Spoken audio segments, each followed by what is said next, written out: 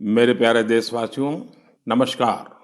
मन की बात में एक बार फिर आप सबका स्वागत है। ऐसे तो मन की बात हर महीने के आखिरी रविवार को होता है, लेकिन इस बार एक सप्ताह पहले ही हो रहा है।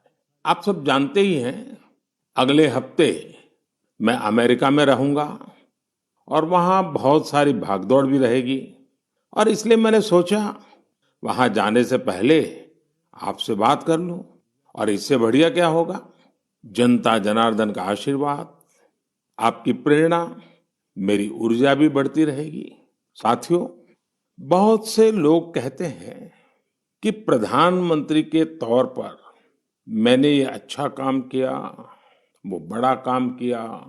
मन की बात के कितने ही श्रोता अपनी चिट्ठियों में बहुत सारी प्रशंसा करते हैं। कोई कहता है ये किया, कोई कहता है वो किया, ये अच्छा किया, ये ज्यादा अच्छा किया, ये बढ़िया किया। लेकिन मैं जब भारत के सामान्य मानवी के प्रयास, उनकी मेहनत, उनकी इच्छा शक्ति को देखता हूं तो खुद अपने आप अभिभूत हो जाता हूं। बड़े से बड़ा लक्ष्य हो, कठिन से कठिन चुनौती हो, भारत के लोगों का सामूहिक बल, सामूहिक शक्ति हर चुनौती का हल निकाल देता है।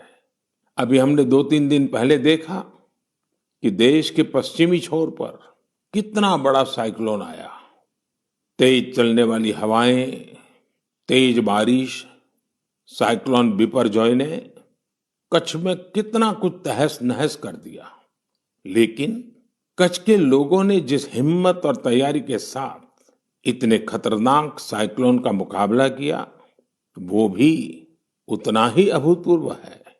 2 दिन बाद ही कच्छ के लोग अपना नया वर्ष यानी आषाढ़ी बीज भी मनाने जा रहे हैं। ये भी संयोग है कि आषाढ़ी बीज कच्छ में वर्षा की शुरुआत का प्रतीक माना जाता है।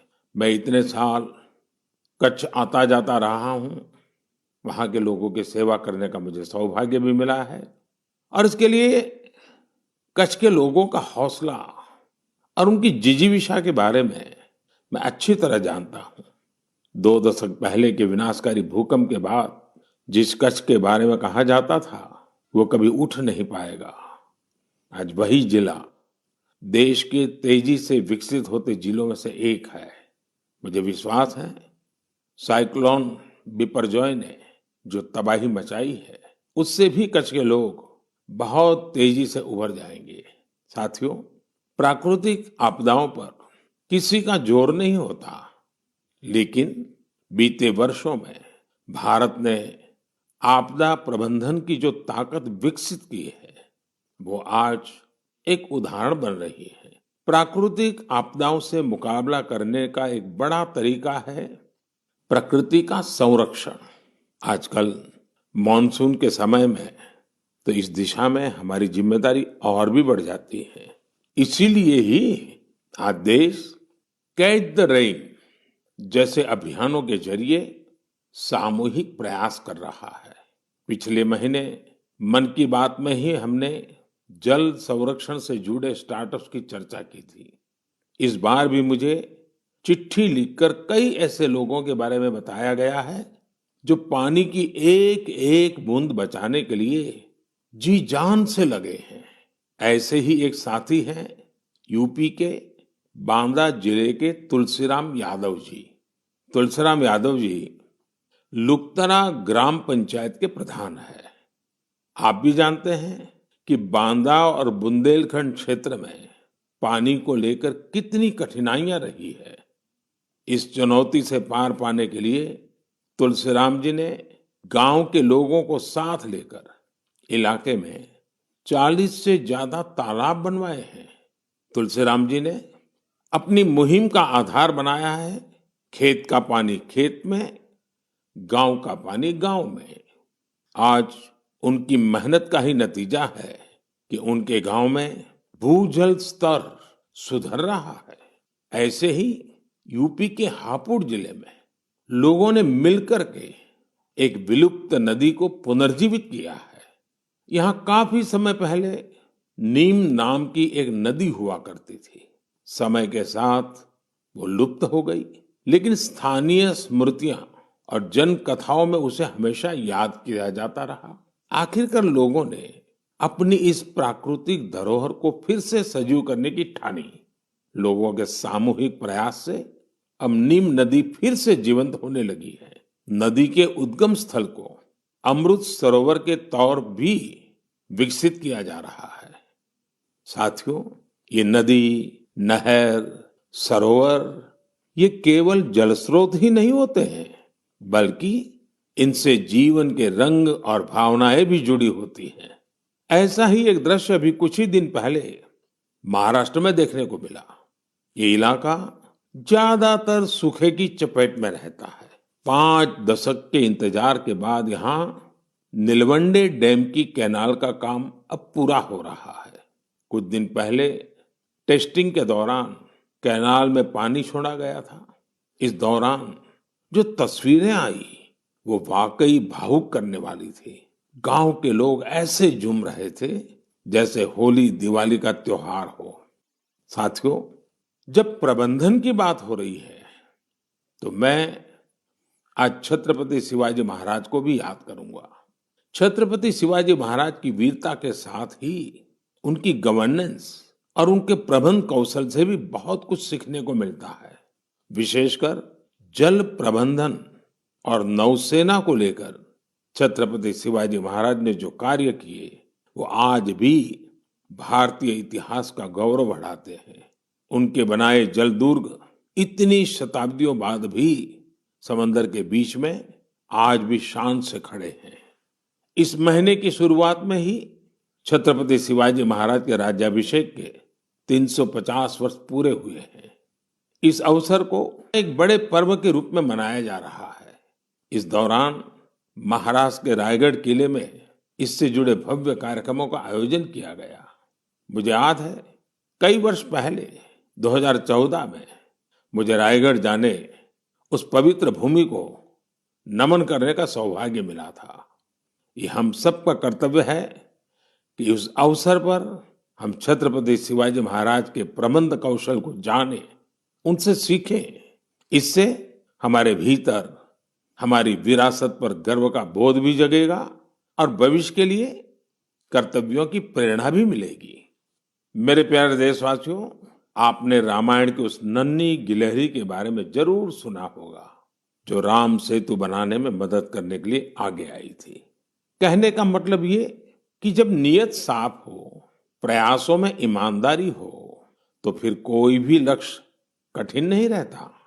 भारत भी आज इसी नेक नियत से एक बहुत बड़ी चुनौती का मुकाबला कर रहा है। ये चुनौती है टीबी की, जिसे क्षय रोग भी कहा जाता है। भारत ने संकल्प किया है 2025 तक टीबी मुक्त भारत बनाने का। लक्ष्य बहुत बड़ा जरूर है। एक समय था जब टीबी का पता चलने के बाद परिवार के लोग ही दूर हो जाते थे, लेकिन ये आज का समय है जब टीबी के मरीज को परिवार का सदस्य बनाकर उनकी मदद की जा रही है। इस क्षय रोग को जड़ से समाप्त करने के लिए निक्षय मित्रों ने मोर्चा संभाल लिया है। देश में बहुत बड़ी संख्या में विभिन्न सामाजिक संस्थाएं निक्षय मित्र बनी हैं। गांव देहात में, पंचायतों में हजारों लोगों ने खुद आगे आकर टीबी मरीजों को गोद लिया है। कितने ही बच्चे हैं जो टीबी मरीजों की मदद के लिए आगे आए हैं। ये जन भागीदारी ही इस अभियान की सबसे बड़ी ताकत है। इसी भागीदारी की वजह से आज देश में 10 लाख से ज्यादा टीबी मरीजों को गोद लिया जा चुका है। और ये पुण्य का काम किया है करीब करीब 85,000 निक्षय मित्रों ने। मुझे खुशी है कि देश के कई सरपंचों ने, ग्राम प्रधानों ने भी ये बीड़ा उठा लिया है कि वो अपने गांव में टीबी को समाप्त करके ही रहेंगे। नैनीताल के एक गांव के निक्षय मित्र श्रीमान दिकर सिंह मेवाड़ी जी ने टीबी के 6 मरीजों को गोद लिया है। ऐसे ही किन्नौर की एक ग्राम पंचायत के प्रधान निक्षय मित्र श्रीमान ज्ञान सिंह जी भी अपने ब्लॉक में टीबी मरीजों को हर जरूरी सहायता उपलब्ध कराने में जुटे हैं। भारत को टीबी मुक्त बनाने की मुहिम में हमारे बच्चे और युवा साथी भी पीछे नहीं है। हिमाचल प्रदेश के ऊना की 7 साल की बेटी नलिनी सिंह का कमाल देखिए। बिटिया नलिनी अपनी पॉकेट मनी से टीबी मरीजों की मदद कर रही है। आप जानते हैं कि बच्चों को गुल्लक से कितना प्यार होता है, लेकिन एमपी के कटनी जिले की 13 साल की मीनाक्षी और पश्चिम बंगाल के डायमंड हार्बर के 11 साल के बश्वर मुखर्जी दोनों ही कुछ अलग ही बच्चे हैं। इन दोनों बच्चों ने अपने गुल्लक के पैसे भी टीबी मुक्त भारत के अभियान में लगा दिए हैं। ये सभी उदाहरण भावुकता से भरे होने के साथ ही बहुत प्रेरक भी हैं। कम उम्र में बड़ी सोच रखने वाले इन सभी बच्चों की मैं हृदय से प्रशंसा करता हूं। मेरे प्यारे देशवासियों, हम भारतवासियों का स्वभाव होता है कि हम हमेशा नए विचारों के स्वागत के लिए तैयार रहते हैं। हम अपनी चीजों से प्रेम करते हैं और नई चीजों को आत्मसात भी करते हैं। इसी का एक उदाहरण है जापान की तकनीक मियावाकी।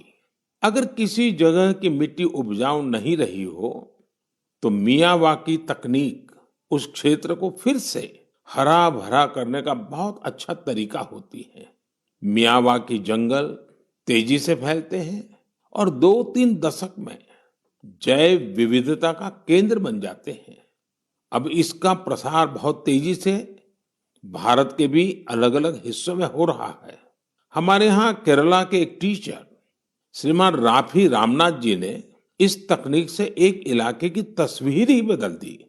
दरअसल रामनाथ जी अपने स्टूडेंट्स को प्रकृति और पर्यावरण के बारे में गहराई से समझाना चाहते थे। इसके लिए उन्होंने एक हर्बल गार्डन ही बना डाला। उनका ये गार्डन अब एक बायोडायवर्सिटी जोन बन चुका है। उनकी इस कामयाबी ने उन्हें और भी प्रेरणा दी। इसके बाद राफी जी ने मियावाकी तकनीक से एक मिनी फॉरेस्ट यानी छोटा जंगल और इसे नाम दिया विद्यावनम। अब इतना खूबसूरत नाम तो एक शिक्षक ही रख सकता है, विद्यावनम। रामनाथ जी के इस विद्यावनम में छोटी सी जगह में 115 वैरायटीज के 450 से अधिक पेड़ लगाए गए। उनके स्टूडेंट्स भी इनके रखरखाव में उनका हाथ बटाते हैं। इस खूबसूरत जगह को देखने के लिए आसपास के स्कूली बच्चे, आम नागरिक काफी भीड़ उमड़ती है। मियावाकी जंगलों को किसी भी जगह, यहां तक कि शहरों में भी आसानी से उगाया जा सकता है। कुछ समय पहले ही मैंने गुजरात में केवड़िया एकता नगर में मियावाकी फॉरेस्ट का उद्घाटन किया था। कच्छ में भी 2001 के भूकंप में मारे गए लोगों की याद में मियावाकी पद्धति से स्मृति वन बनाया गया है। कच्छ जैसी जगह पर इसका सफल होना ये बताता है कि मुश्किल से मुश्किल प्राकृतिक परिवेश में भी ये तकनीक कितनी प्रभावी है। इसी तरह अंबाजी और पावागढ़ में भी मियावाकी मेथड से पौधे लगाए गए हैं। मुझे पता चला है कि लखनऊ के अलीगंज में भी एक मियावाकी उद्यान तैयार किया जा रहा है। पिछले 4 साल में मुंबई और उसके आसपास के इलाकों में ऐसे 60 से ज्यादा जंगलों पर काम किया गया है। अब तो ये टेक्निक पूरी दुनिया में पसंद की जा रही है। सिंगापुर, पेरिस, ऑस्ट्रेलिया, मलेशिया जैसे कितने ही देशों में इसका बड़े पैमाने पर उपयोग हो रहा है। मैं देशवासियों से, खासकर शहरों में रहने वाले लोगों से आग्रह करूंगा कि वे मियावाकी पद्धति के बारे में जरूर जानने का प्रयास करें। इसके जरिए आप अपनी धरती और प्रकृति को हरा भरा और स्वच्छ बनाने में अमूल्य योगदान दे सकते हैं। मेरे प्यारे देशवासियों, आजकल हमारे देश में जम्मू कश्मीर की खूब चर्चा होती है। कभी बढ़ते पर्यटन के कारण, तो कभी G20 के शानदार आयोजनों के कारण। कुछ समय पहले मैंने मन की बात में आपको बताया था कि कैसे कश्मीर के नादरू देश के बाहर भी पसंद किए जा रहे हैं। अब जम्मू कश्मीर के बारामूला जिले के लोगों ने एक कमाल कर दिखाया है। बारामूला में खेतीबाड़ी तो काफी समय से होती है, लेकिन यहाँ दूध की कमी रहती थी। बारामूला के लोगों ने इस चुनौती को एक अवसर के रूप में लिया। यहाँ बड़ी संख्या में लोगों ने डेयरी का काम शुरू किया। इस काम में सबसे आगे यहाँ की महिलाएं आई, जैसे कि एक बहन है इशरत नबी। इशरत एक ग्रेजुएट है और इन्होंने मीर सिस्टर्स डेयरी फार्म शुरू किया है। उनके डेयरी फार्म से हर दिन करीब 150 लीटर दूध की बिक्री हो रही है। ऐसे ही सोपोर के एक साथी हैं वसीम अनायत। वसीम के पास 2 दर्जन से ज्यादा पशु हैं और वो हर दिन 200 लीटर से ज्यादा दूध बेचते हैं। एक और युवा आबिद हुसैन भी डेयरी का काम कर रहे हैं। इनका काम भी खूब आगे बढ़ रहा है। ऐसे लोगों की मेहनत की वजह से ही आज बारामूला में हर रोज 5.5 लाख लीटर दूध उत्पादन हो रहा है। पूरा बारामूला एक नई श्वेत क्रांति की पहचान बन रहा है। पिछले 2.5-3 वर्षों में यहाँ 500 से ज्यादा डेयरी यूनिट्स लगी हैं। बारामूला की डेयरी इंडस्ट्री इस बात की गवाह है कि हमारे देश का हर हिस्सा कितनी संभावनाओं से भरा हुआ है। किसी क्षेत्र के लोगों की सामूहिक इच्छा शक्ति कोई भी लक्ष्य प्राप्त करके दिखा सकती है। मेरे प्यारे देशवासियों, इसी महीने खेल जगत से भारत के लिए कई बड़ी खुशखबरियां आई हैं। भारत की टीम ने पहली बार विमेन्स जूनियर एशिया कप जीतकर तिरंगे की शान बढ़ाई है। इसी महीने हमारी मेंस हॉकी टीम ने भी जूनियर एशिया कप जीता है। इसके साथ ही हम इस टूर्नामेंट के इतिहास में सबसे अधिक जीत दर्ज करने वाले टीम भी बन गए हैं। जूनियर शूटिंग वर्ल्ड कप, उसमें भी हमारी जूनियर टीम ने भी कमाल कर दिया। भारतीय टीम ने इस टूर्नामेंट में पहला स्थान हासिल किया है। इस टूर्नामेंट में कुल जितने गोल्ड मेडल थे, उसमें से 20% अकेले भारत के खाते में आए हैं। इसी जून में एशियन अंडर-20 एथलेटिक चैंपियनशिप भी हुई। इसमें भारत पदक तालिका में 45 देशों में टॉप 3 में रहा।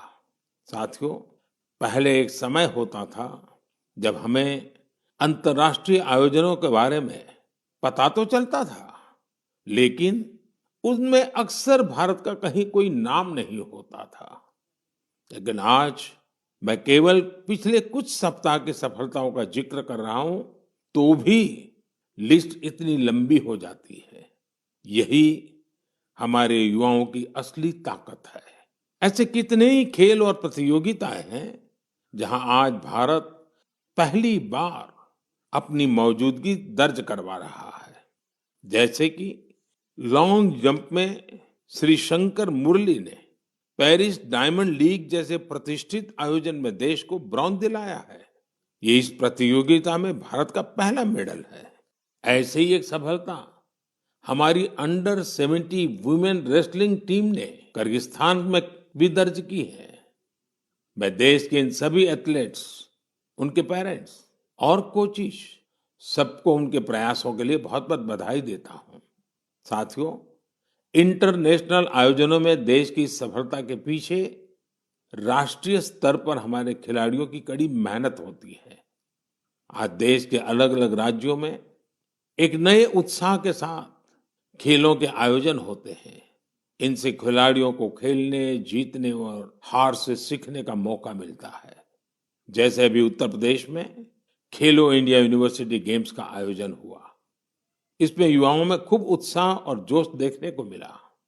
इन खेलों में हमारे युवाओं ने 11 रिकॉर्ड तोड़े हैं। इन खेलों में पंजाब यूनिवर्सिटी, अमृतसर की गुरु नानक देव यूनिवर्सिटी और कर्नाटका की जैन यूनिवर्सिटी मेडल टैली में पहले 3 स्थानों पर रही है। साथियों, ऐसे टूर्नामेंट्स का एक बड़ा पहलू यह भी होता है कि इनसे युवा खिलाड़ियों की कई इंस्पायरिंग स्टोरीज भी सामने आती हैं। खेलो इंडिया यूनिवर्सिटी गेम्स में रोविंग स्पर्धा में असम की कॉटन यूनिवर्सिटी के अन्यतम राजकुमार ऐसे पहले दिव्यांग खिलाड़ी बने जिन्होंने इसमें हिस्सा लिया। बरकतुल्ला यूनिवर्सिटी की निधि पवैया घुटने में गंभीर चोट के बावजूद शॉट पुट में गोल्ड मेडल जीतने में कामयाब रही। सावित्रीबाई फूले पुणे यूनिवर्सिटी के शुभम भंडारे को एंकल इंजरी के चलते पिछले साल बेंगलुरु में निराशा हाथ लगी थी, लेकिन इस बार वे स्टेपल चेस के गोल्ड मेडलिस्ट बने हैं। बर्दवान यूनिवर्सिटी की सरस्वती कुंडू अपनी कबड्डी टीम की कैप्टन है। वे कई मुश्किलों को पार कर यहां तक पहुंची है। बेहतरीन प्रदर्शन करने वाले बहुत सारे एथलेट्स को टॉप स्कीम से भी बहुत मदद मिल रही है। हमारे खिलाड़ी जितना खेलेंगे उतना ही खिलेंगे। मेरे प्यारे देशवासियों, 21 जून भी अब आ ही गई है।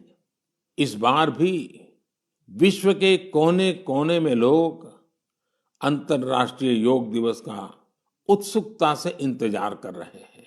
इस वर्ष योग दिवस की थीम है योगा फॉर वसुधैव कुटुंबकम, यानी एक विश्व एक परिवार के रूप में सबके कल्याण के लिए योग।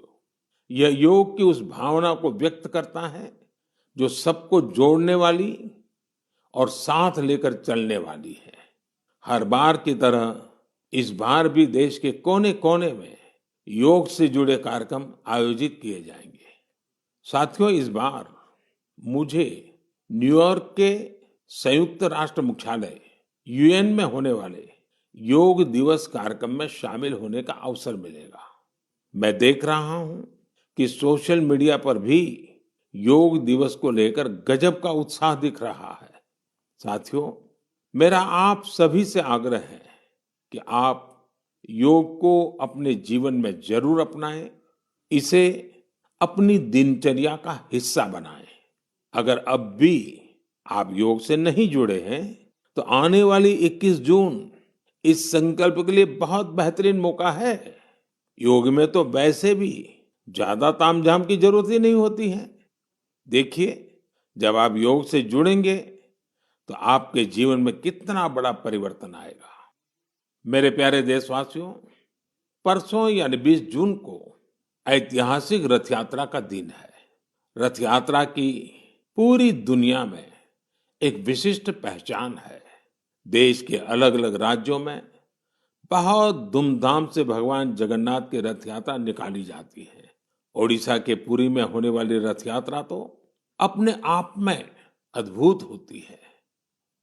जब मैं गुजरात में था तो मुझे अहमदाबाद में होने वाली विशाल रथ यात्रा में शामिल होने का अवसर मिलता था। इन रथ यात्राओं में जिस तरह देश भर के हर समाज, हर वर्ग के लोग उमड़ते हैं, वो अपने आप में बहुत अनुकरणीय है। ये आस्था के साथ ही एक भारत श्रेष्ठ भारत का भी प्रतिबिंब होती है। इस पावन पुनीत अवसर पर आप सभी को मेरी ओर से बहुत बहुत शुभकामनाएं। मेरी कामना है भगवान जगन्नाथ सभी देशवासियों को अच्छे स्वास्थ्य और सुख समृद्धि का आशीर्वाद प्रदान करें। साथियों, भारतीय परंपरा और संस्कृति से जुड़े उत्सव की चर्चा करते हुए मैं देश के राजभवनों में हुए दिलचस्प आयोजनों का भी जरूर उल्लेख करूंगा। अब देश में राजभवनों की पहचान सामाजिक और विकास कार्यों से होने लगी है। आज हमारे राजभवन टीबी मुक्त भारत अभियान के, प्राकृतिक खेती से जुड़े अभियान के ध्वजवाहक बन रहे हैं।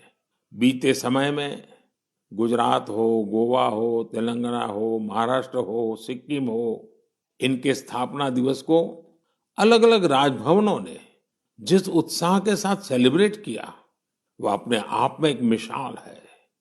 ये एक बेहतरीन पहल है, जो एक भारत श्रेष्ठ भारत की भावना को सशक्त बनाती है। साथियों, भारत लोकतंत्र की जननी है, मदर ऑफ डेमोक्रेसी है। हम अपने लोकतांत्रिक आदर्शों को सर्वोपरि मानते हैं, अपने संविधान को सर्वोपरि मानते हैं। इसलिए हम 25 जून को भी कभी भुला नहीं सकते। यह वही दिन है जब हमारे देश पर इमरजेंसी थोपी गई थी। यह भारत के इतिहास का काला दौर था। लाखों लोगों ने इमरजेंसी का पूरी ताकत से विरोध किया था। लोकतंत्र के समर्थकों पर उस दौरान इतना अत्याचार किया गया, इतनी यातनाएं दी गई कि आज भी मन सिहर उठता है। इन अत्याचारों पर, पुलिस और प्रशासन द्वारा दी गई सजाओं पर बहुत सी पुस्तकें लिखी गई हैं। मुझे भी संघर्ष में गुजरात नाम से एक किताब लिखने का उस समय मौका मिला था। कुछ दिनों पहले ही इमरजेंसी पर लिखी एक और किताब मेरे सामने आई, जिसका शीर्षक है torture of political prisoners in India. Emergency के दौरान छपी इस पुस्तक में वर्णन किया गया है कि कैसे उस समय की सरकार लोकतंत्र के रखवालों से क्रूरतम व्यवहार कर रही थी। इस किताब में ढेर सारी केस स्टडीज हैं, बहुत सारे चित्र हैं। मैं चाहूंगा कि आज जब हम आजादी का अमृत महोत्सव मना रहे हैं, तो देश की आजादी को खतरे में डालने वाले ऐसे अपराधों का भी जरूर अवलोकन करें। इससे आज की युवा पीढ़ी को लोकतंत्र के मायने और उसकी अहमियत समझने में और ज्यादा आसानी होगी। मेरे प्यारे देशवासियों, मन की बात रंग बिरंगे मोतियों से सजी एक सुंदर माला है, जिसका हर मोती अपने आप में अनूठा और अनमोल है। इस कार्यक्रम का हर एपिसोड बहुत ही जीवंत होता है, हमें सामूहिकता की भावना के साथ साथ समाज के प्रति कर्तव्य भाव और सेवा भाव से भरता है। यहाँ उन विषयों पर खुलकर चर्चा होती है जिनके बारे में हमें आमतौर पर कम ही पढ़ने सुनने को मिलता है। हम अक्सर देखते हैं कि मन की बात में किसी विषय का जिक्र होने के बाद कैसे अनेकों देशवासियों को नई प्रेरणा मिली। हाल ही में मुझे देश की प्रसिद्ध भारतीय शास्त्रीय नृत्यांगना आनंदा शंकर जयंत का एक पत्र मिला।